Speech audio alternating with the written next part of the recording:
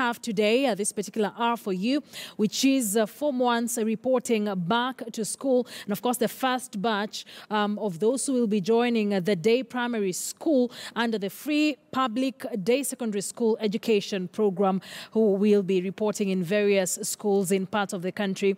We've already spoken to a number of our reporters who've been doing spot checks in the number of these schools, especially those who expect day students for the first time in their institutions. But let's now hear from the experts. In studio, I'm joined by Dr. Emmanuel Manyasa, who's the program manager at Twaweza Kenya. Thank you for joining us. And we also have Catherine Asego, the communications officer at the Africa Population Health Research Center. Well, it's a pleasure to have you here. And Dr. Manyasa, I just want us to pick it up from a conversation we had earlier on influx versus quality of education. We've already seen some of these national schools that were directed to open doors to day primary schools saying, we are not ready, we do not have capacity. Where do we go from here? I think several things are going to happen.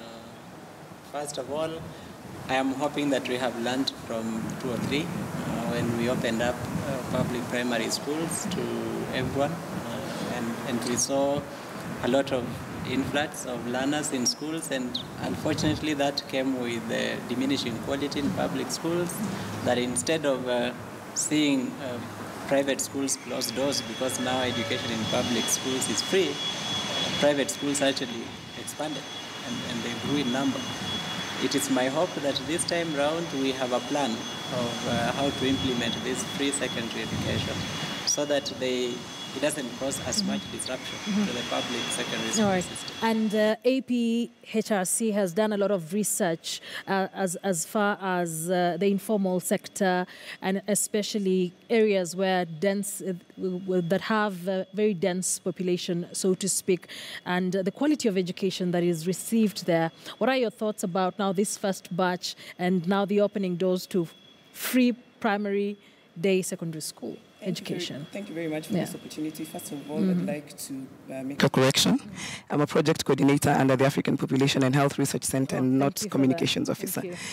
So in terms of equity issues, especially in regards to secondary education, I think just as Dr. Manyasa has said, we really need to be careful so that we can plan adequately and also learn from some of the mistakes we made in terms of implementing the free primary education is concerned. Now, my thoughts are, when the Ministry of Education launched the free secondary program, the idea behind it was of goodwill. And it was of expanding education opportunities for all, especially the marginalized populations. But when you look at emerging evidence, it shows that almost half of the learners who attend alternative provision to basic education and training institutions, specifically in the informal settlements, popularly known as slums, actually transit to private day secondary schools, which are not necessarily supported by the government. So in as much as the spirit of the free secondary education program is concerned, we need to be very careful so that we do not continue to widen the gap between those who can actually afford to take their children to probably boarding schools and all that at the expense of those who really need this education service. So we really need to have targeted interventions so that we can make sure everybody enjoys the right to free basic education, which is a provision under the Constitution of Kenya. Targeted interventions like what? I mean, from the research you've done, how do we get it right as opposed to how we went about it, like Dr. Manyasa has said, in 2003? The first step probably would be to look at some of the challenges that are affecting the up-based schools, especially in the primary sector. Because when you look at some of the challenges that they face, one of them is that they're not registered with the Ministry of Education, which then means that the Ministry of Education is not able to make sure that the learners attending this particular caliber of schools benefit from the capitation grants that are given from the free primary education kitty. Essentially, what that means is also that these particular learners are not captured in the National Education Management System. So it's very difficult for the government to plan for them and also allocate enough and adequate resources to make sure that they transit to secondary education and actually get quality education. All right. I want us to take a look at a quick story before we get back to the conversation here on the quality of education in the country as we look at the first batch of Form 1s just joining the day programs in secondary schools under the free secondary education program spearheaded by the government. A section of Migori County leaders have lauded the new education curriculum and now want the stakeholders to work on its implementation. Korea East Member of Parliament Marwa Kitayama, while addressing education stakeholders at Kegonga, expressed confidence that learners will be able to identify and work on their area of study and talents at an early stage as opposed to embattled 844 system. The legislator welcomed the move by the education stakeholders and wants the new system of education from the 844 to 2663 to be well implemented for the benefit of all the learners and the society at large.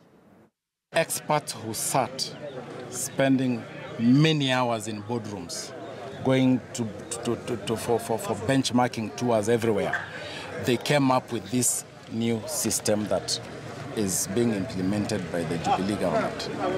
I believe that they must have got it right.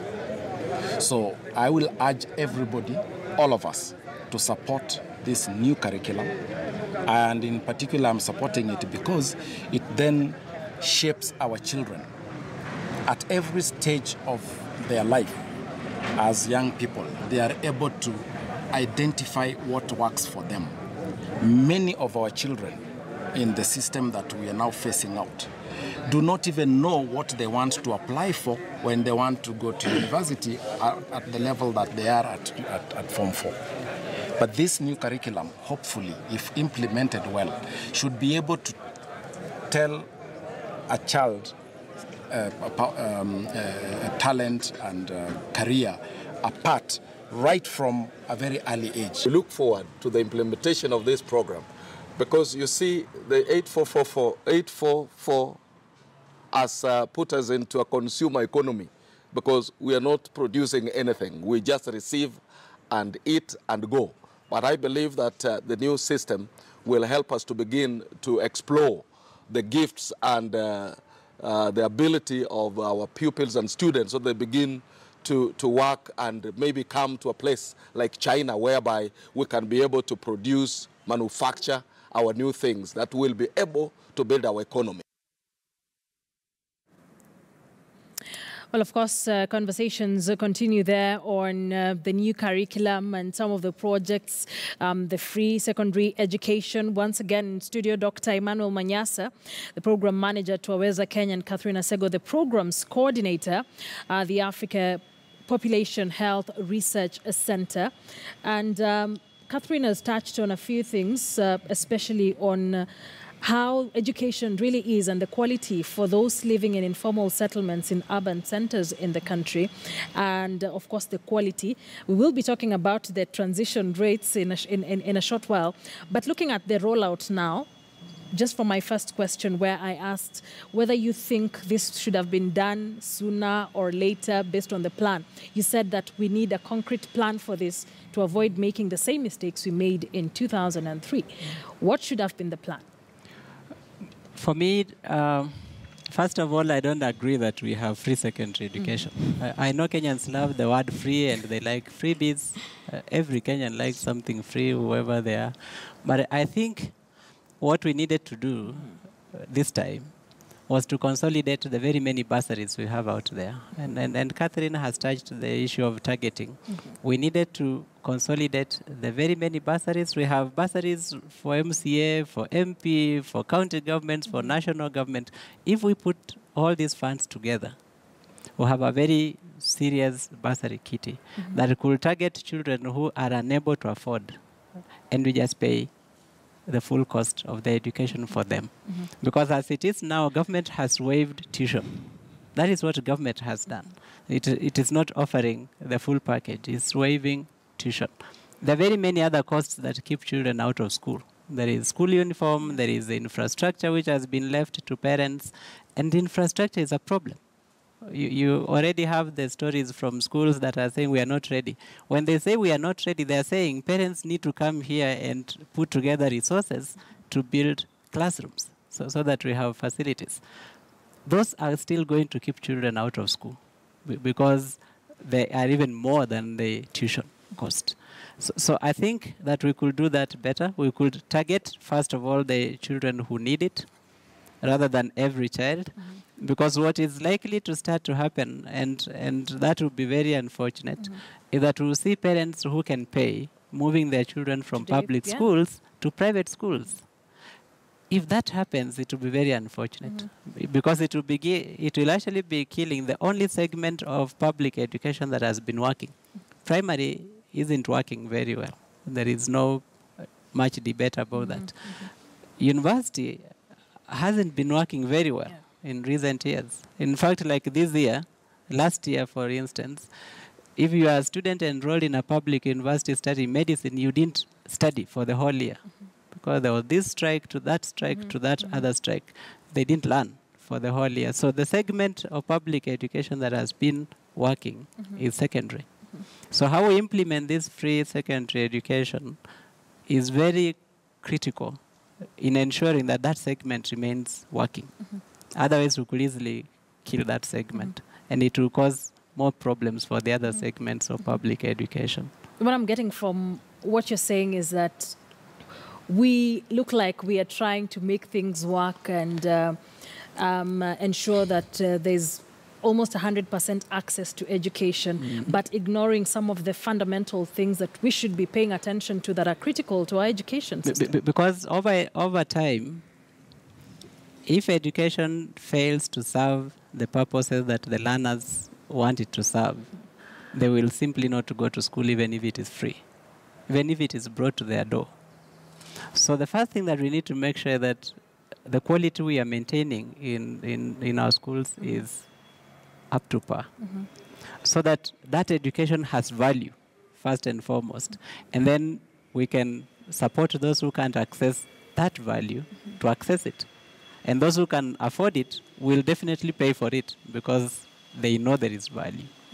If we massify in such a way that it ceases to have value, then even if we take it to people's houses, they will not take it. and that is a challenge we need to confront. Then brings us to the conversation of transition, because that's what we've seen the President talk about. We've seen the Cabinet Secretary for Education talk about, that this free program will ensure 100% transition from primary to secondary school. APHCR has done a lot of research surrounding transition. Talk to us about that. I think talking about having 100% transition is wishful thinking, and I think that is the direction you're supposed to be looking at. But in terms of probably the transition rate, when you look at the economic survey of 2016, it talked about this transition rate being at 81% nationally. And just coming down a little bit, when you look at the completion rate for primary schools, it was at around 84%. Now, when we translate this, for example, if you have 100 learners in a classroom who are enrolling at Standard D1, and this probably out of this 100, 84% of them complete primary school. That translates to probably 84 learners who are completing primary school. Out of that 84, out of those 84 learners, 81% of these learners are the ones who transit to secondary school. What does that tell you? That translates to around 68 learners or so. Where do these 32 students go to? We need to start talking about accountability and also questioning where these learners are, where are they from, and what can be done to make sure that these learners also transit to secondary education. And in as much as we want to talk about expanding education opportunities in secondary schools, we need to really look at the various marginalized communities and groups. For example, those attending UPBET schools in informal settlements. How can you guarantee that a learner who attends UPBET primary school will be able to have equal education opportunities joining secondary school as their counterpart, probably, who is from a public school? These are some of the issues that we need to address, because education is supposed to be a public good. But if it is further widening the gap between those who have and those who do not have, then I think there's something we're getting wrong. All right, and I want us to take that conversation a notch higher, especially on what she's just touched on, equality in terms of access to quality education in the country. But let's quickly take a short break here on KTN News Desk. Don't go too far. We'll be back with this conversation here in studio and, of course, more stories for you.